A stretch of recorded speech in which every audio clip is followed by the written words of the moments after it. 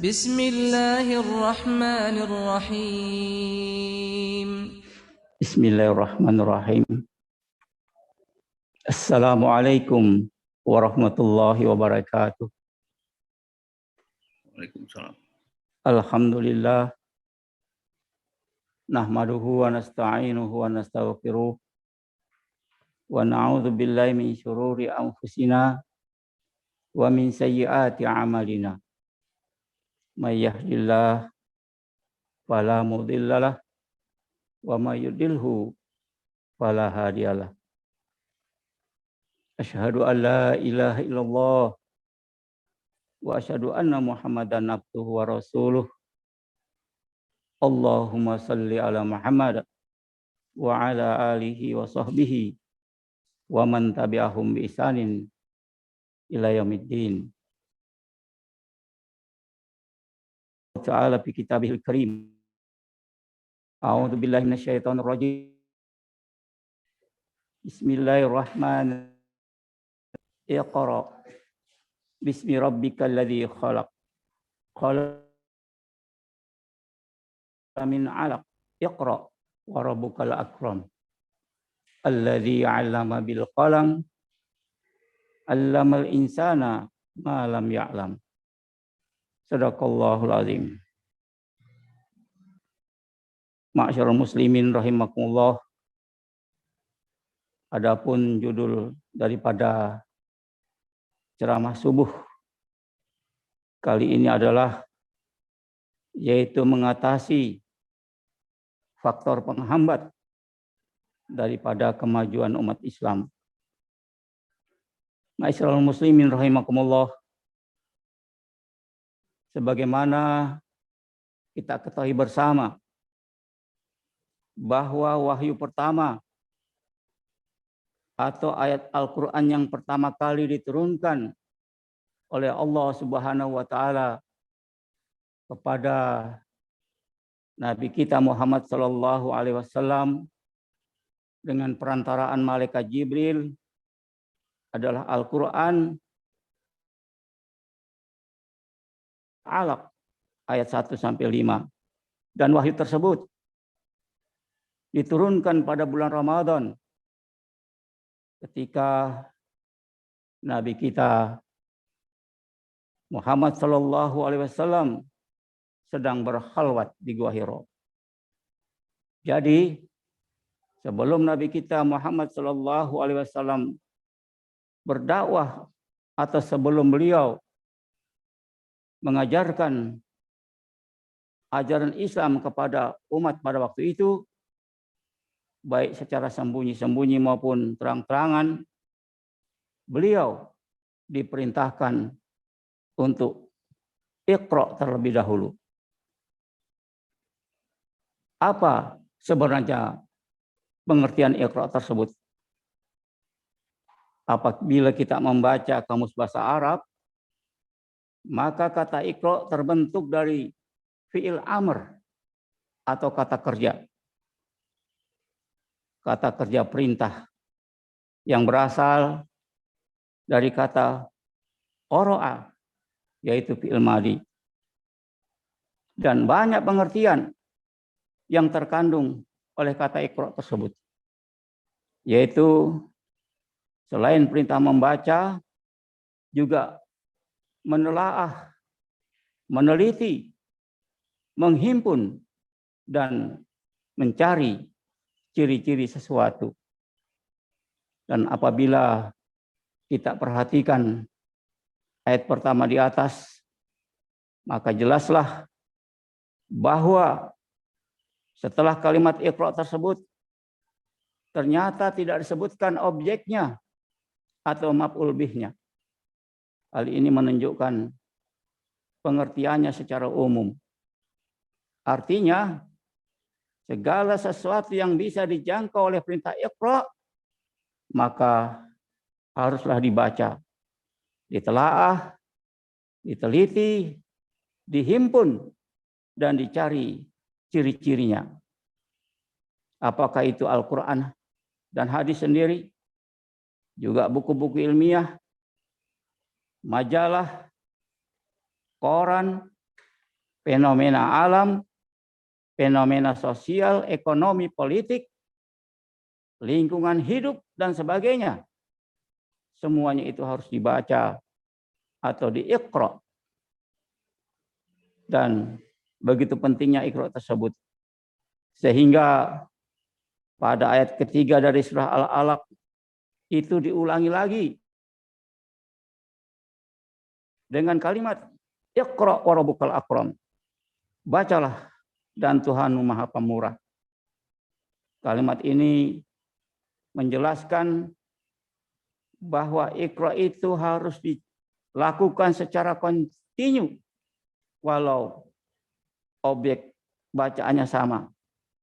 Karena dengan demikian kita akan memperoleh pengetahuan dan wawasan baru dari objek bacaan tersebut.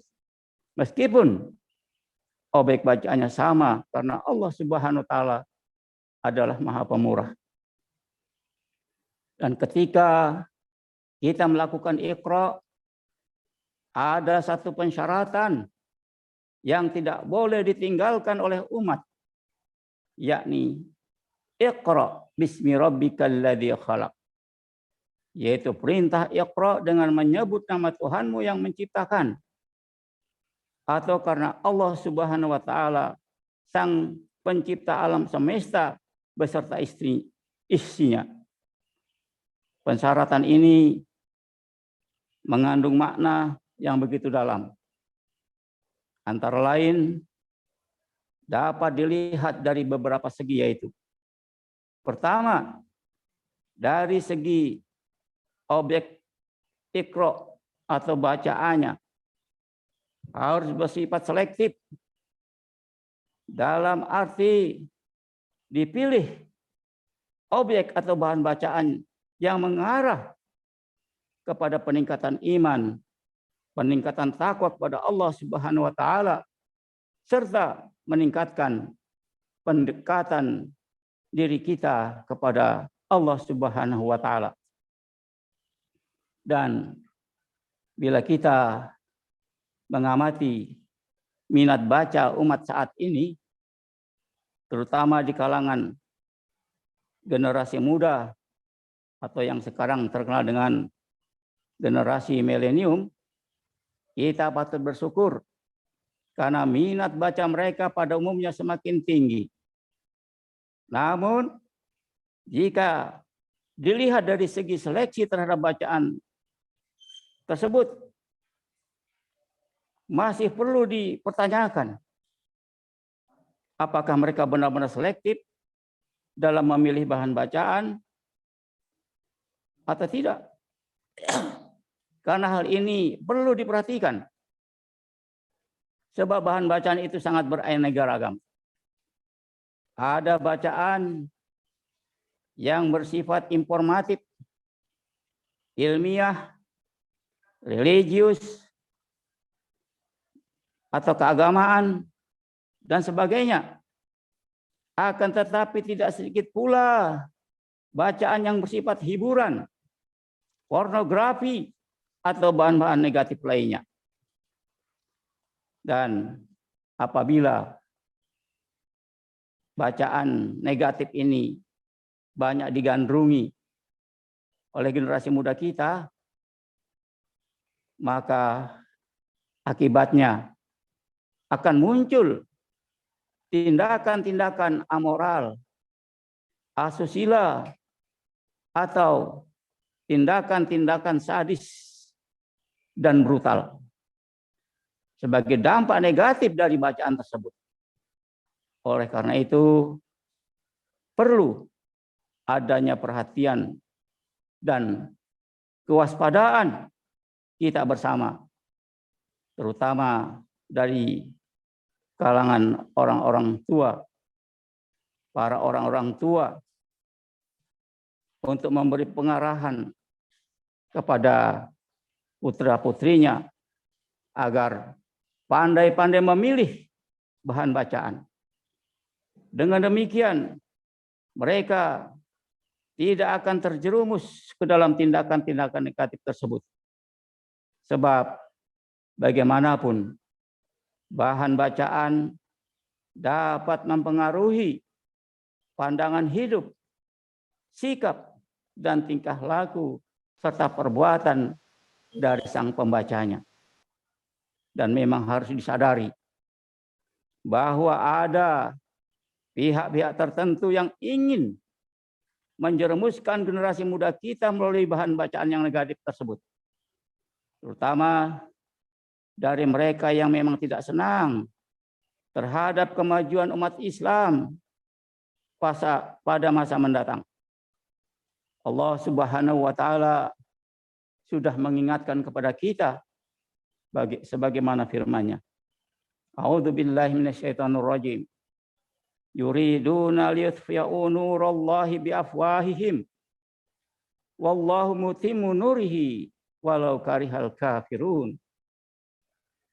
Mereka ingin memadamkan cahaya agama Allah dengan mulutnya, dan Allah tetap menyempurnakan cahayanya meskipun orang-orang kafir itu membencinya. Ma'asyiral muslimin rahimakumullah, apabila generasi muda kita sudah terpengaruh dan kecanduan bahan bacaan yang negatif tersebut, maka kemajuan umat yang dicita-citakan tentu saja akan mengalami hambatan. Oleh karena itu, mari kita tetap menjaga, memperhatikan, dan memberi arahan kepada generasi muda Muslim kita agar mereka tidak terjebak oleh hal-hal negatif yang bisa merugikan mereka pada masa depannya. Kemudian yang kedua, dari segi objek, dari segi subjek atau pelakunya, Iqra itu sendiri. Iqra bismi rabbikal ladzi khalaq. Maksudnya agar si pembaca, penelaah, peneliti, dan sebagainya di dalam melakukan kegiatannya itu bertujuan untuk mencari keridaan Allah Subhanahu wa taala semata, agar supaya dicintai oleh Allah Subhanahu wa taala, untuk mendekatkan diri kepadanya dan mencari kebenaran ayat-ayatnya dengan tulus ikhlas, bukan untuk kebanggaan atau kesombongan diri atau kebanggaan kelompoknya atau golongan tertentu,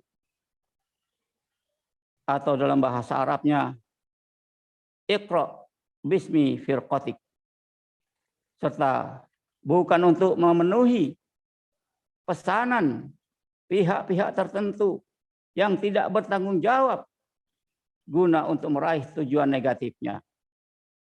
Maka dengan demikian, hasil dari kegiatan membaca, menelaah, meneliti, dan sebagainya yang diwarnai oleh Bismi rabbikal ladzi khalaq, itu berupa produk budaya, ilmu pengetahuan, teknologi, dan sebagainya, tidak akan menimbulkan malapetaka bagi kemanusiaan dan alam sekitarnya.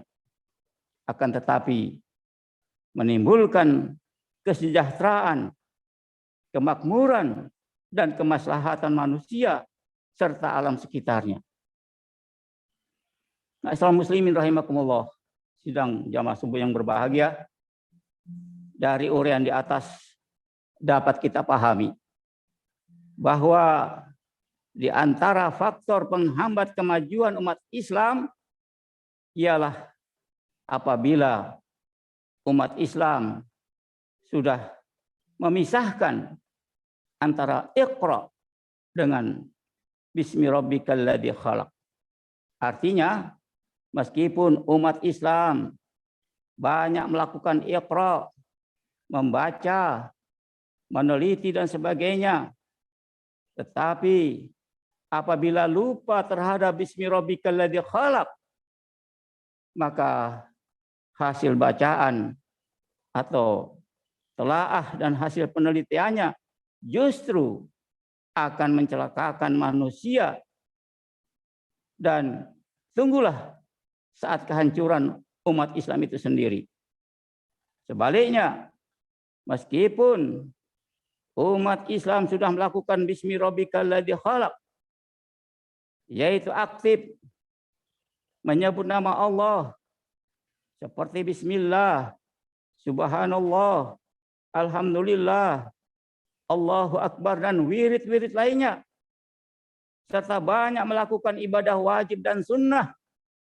Tetapi apabila lupa dengan Iqra, tidak pernah membaca, tidak pernah menelaah atau merenung, dan tidak pernah melakukan penelitian-penelitian guna menemukan kebenaran ayat-ayat Allah dan untuk kemajuan peradaban umat Islam, maka tunggulah saat kemunduran umat Islam itu sendiri. Oleh karena itu, marilah kita jaga dan kita pelihara prinsip keterpaduan dari Iqra bismi rabbikal ladzi khalaq itu, guna untuk mengantisipasi kemajuan budaya dan peradaban umat Islam pada masa depan. Selanjutnya, di dalam ayat berikutnya dilanjutkan dengan khalaqal insana min 'alaq. Dia telah menciptakan manusia dari alaq. Kata-kata alaq biasanya diterjemahkan dengan segumpal darah.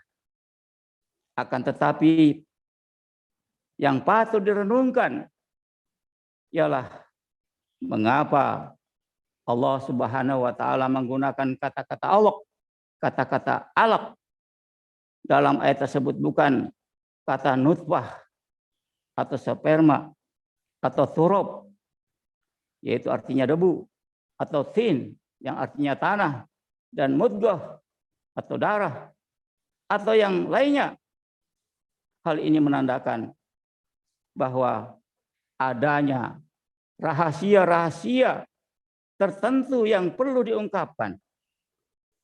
Di dalam kamus bahasa Arab, kata alaq itu serumpun dengan kata-kata aliqa, ya'liqu dan uluqan, yang berarti bergantung pada sesuatu.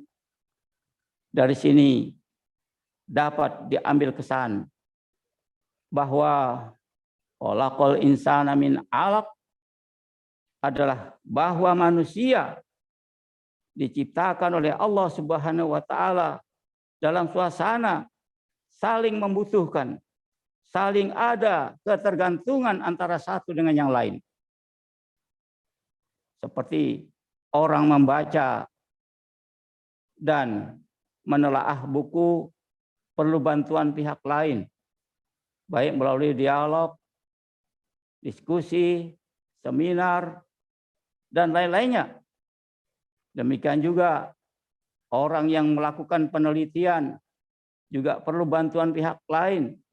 Di antaranya adalah para informan atau sumber data yang valid. Dan lebih-lebih di era globalisasi atau informasi seperti saat ini, di mana umat Islam tidak bisa mengunci diri, mengucilkan diri dalam kelompoknya dengan tidak memperdulikan kelompok lain, dan tidak bisa eksklusif serta menutup diri terhadap informasi dari luar. Sebab bila demikian, jelas mereka akan tergilas oleh informasi itu sendiri dan tidak akan memiliki kepekaan terhadap informasi dan situasi.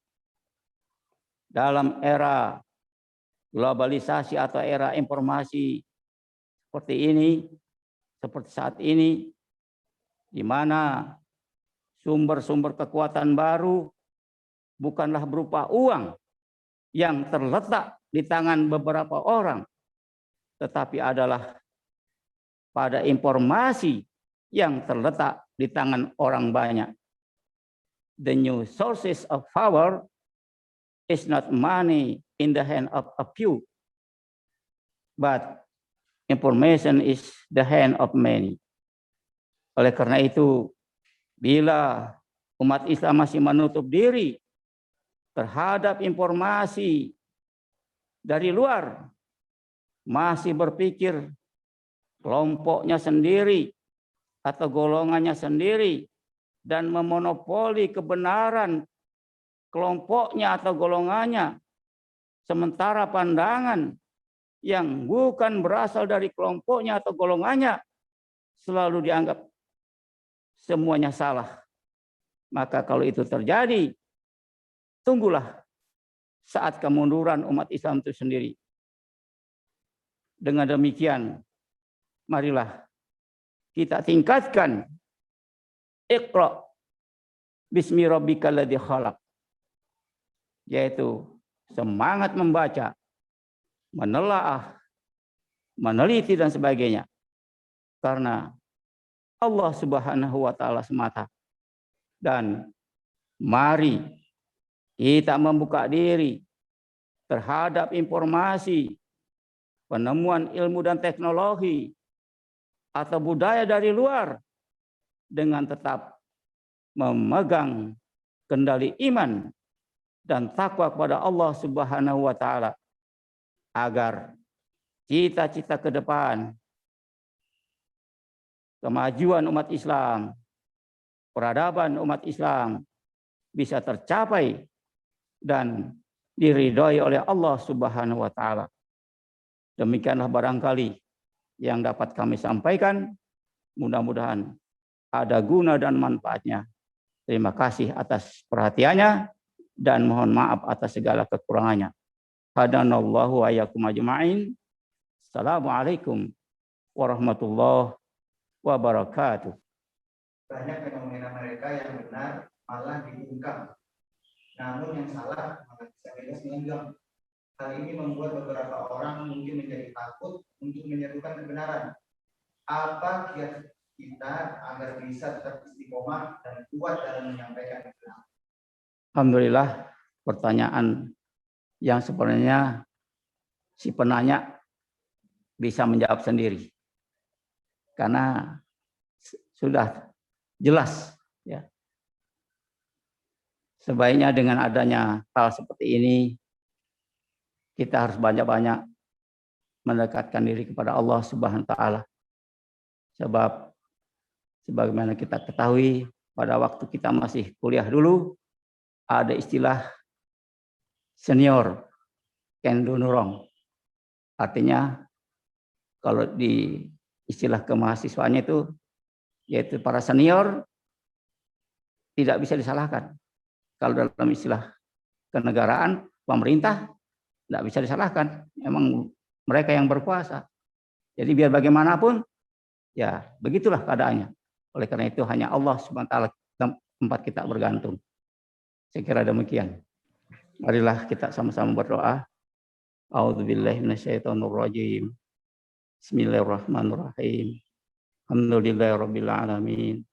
Wassalatu wassalamu ala asrofil anbiya'i wal mursalin wa ala alihi wa sahbihi ajmain.